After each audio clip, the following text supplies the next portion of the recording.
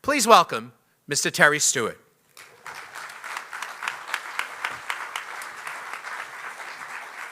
Well, that was obviously too long of an introduction, and I apologize for that right now. There's an old adage, but thank you, Frank. There's an old adage in show business that many people here know better than I do. You should never follow a children's act, a dog act, that guy Bowser, John down there, and the Reverend over here, and that French guy that showed up and took most of my speech too. But okay, we're going to push forward here anyway. Praise the Lord. It's a beautiful day, okay? And it's a great honor for me to be here. I want to thank Frank and Balboni Communications. I want to thank the family for allowing me the honor to say a few words. It is a sad occasion. We lose a loved one, but someone like Herb, who brought so much joy in the world, we have to stand here and celebrate his life and celebrate this moment. And I stand here as the president of the Rock Hall to say that Herb Reed is one of the most seminal performers in our institution. He's one of the most revered and most important performers in our institution. I hope to convey that to you because this is, as John said and other folks have alluded to, this is a much bigger story than about a guy that anchored a singing group by singing bass. This is a story of the Platters and Herb who personified how this music that we call rock and roll changed the world. And it's how it changed my life, it's how it changed so many people's lives, and how it changed the history and culture of the world. And it is the most impactful art form ever created by man. And at the museum in Cleveland, we try hard every day to tell folks that this is not about a skinny white kid with a guitar, no shirt, and long hair, okay?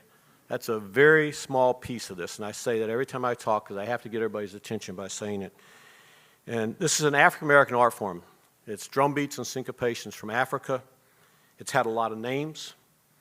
It's been called boogie woogie. It's been called sepia. It's been called race. It was called rhythm and blues. And then in the early 50s, a guy named Alan Freed in Cleveland, brilliantly, and this is a marketing thing, let's be honest, he renamed rhythm and blues rock and roll.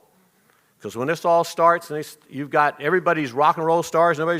Bill Haley's a rock and roll star. He's a rhythm and blues star. Joe Turner, the great blues shouter, he's an R&B star and he's a rock and roll star. Today, we put all these labels on them. We silo them, and it's very different. But we tell that story. And what's great about that story is that vocal groups were always an essential part of this. Now, some of us, there are a few peeps out there as old as me and John who remember the Mills Brothers, the Ink Spots. And those groups are incredibly important. They're some of the building blocks of this music. And there, of course, were the blues shouters, Wynonie Harris, Joe Turner, great R&B stars.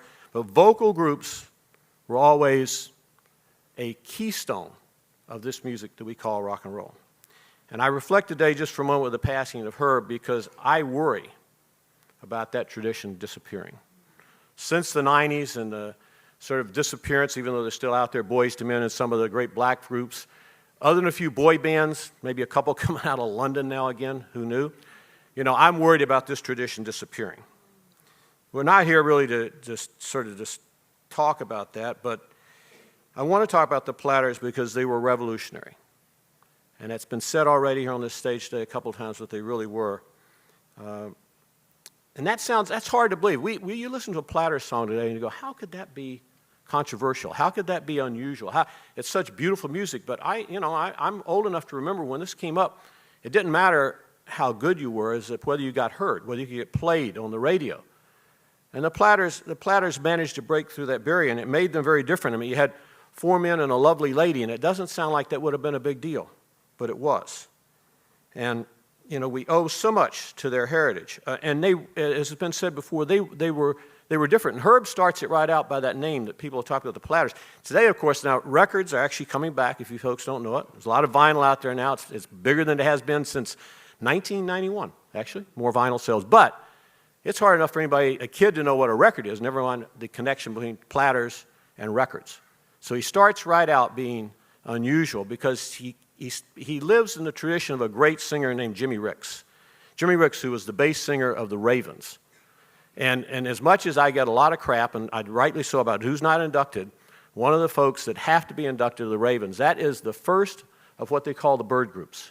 The Ravens start in the middle 40s, and Jimmy Ricks is one of the first ever lead bass singers. And everybody, it seemed like, was a bird group after that. And I mean, you think of a bird, I can tell you there was a group, and I can tell you what song they sang. But here comes Herb, and he has the prescience of mind to reach out and grab this great name called the Platters. So right from the beginning, they were different. And, they were more enduring. I mean, Herb, 60 years. Almost 60 years he did this, And as has been said here before, he did other things. They did it everywhere in the world. And the gentleman's absolutely right. Elvis and a lot of other stars, we know them as being huge in the United States, but even today, some of them don't have that legacy overseas. But also, the Platters were on TV. They were in movies. They were legitimate on every level. And that presence that they had played such a large role in tearing down so many of the racial barriers that existed at the time, and some of which we still fight against today, but that music was a big part of that. Now, as also mentioned, the musical history of this group is tortured for a lot of reasons, and I'm not going to get into all of it, but if you don't know the story, which is kind of ironic, there was a group called the Penguins. They had a big hit called Earth Angel, actually bigger than any hit that the Platters had. And this guy, Buck Ram, happened to get control of them and wanted to get them over to Mercury. And Mercury really wanted the Penguins. But he said, you got to take the Platters. They got to go with you. Now, of course, the Penguins never, ever had another hit of any consequence. And the Platters went on to rule the world. So it's a strange way the world works, And Only You was recorded many years before we heard that first version. And then it was redone in that more stylized version that the Platters did on Mercury, and that's really what tore the doors down. And as I said, they were unique. It's been said here today again. They were unique in their sound, and moreover, everybody loved the Platters. I mean, my parents loved the Platters. My parents, turned off the TV that day Elvis came on and started laughing at it and pointing at it and saying, you can't listen to that music. But the Platters were good. I don't know that, and I growing up, again, in L.A., Lower Alabama. Yes, that's what we call it. Growing up in L.A., I don't know that my folks actually knew they were African American. They did. They might have made me turn the radio off again because my folks are from the South. But, fortunately, we moved past that. And what hasn't been said, I think they had the first top 10 album by a rock and roll group, 40 chart hits. I mean, they were just everything. And they still are today. I mean, as I close, I just want to repeat that Herb and the Platters changed the world. They created a legacy that continues today, and something tells me we're going to get a little bit of a taste of that later in this service today, and I'm thrilled about that. Herb did it by doing what he did best, and what he loved was to sing, and he fought for the rights that he deserved and for the rights of everybody else.